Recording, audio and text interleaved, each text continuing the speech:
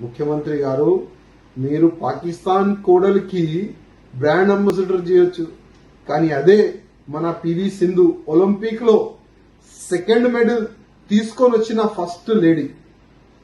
మళ్ళా మా పివి సింధు గారికి ఎందుకు బ్రాండ్ అంబాసిడర్ చేస్తలేరు ఇవాళ నేను ముఖ్యమంత్రి గారికి అడుగుతున్నా. ఎందుకు మీరు ఎంకరేజ్మెంట్ చూపెడతలేరు నేను ఇవాళ మీకు అడుగుతున్నా. ముఖ్యమంత్రి గారు మీరు ప్రత్యేకంగా మీరు దృష్టి పెట్టండి.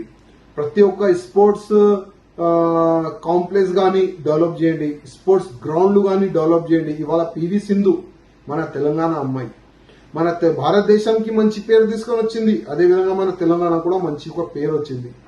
ఆమె పేరు పైన ఇంకా కూడా స్పోర్ట్స్ కాంప్లెక్స్ తయారు కావాలి, స్పోర్ట్స్ గ్రౌండ్లు తయారు కావాలి, స్టేడియంలు తయారు కావాలి.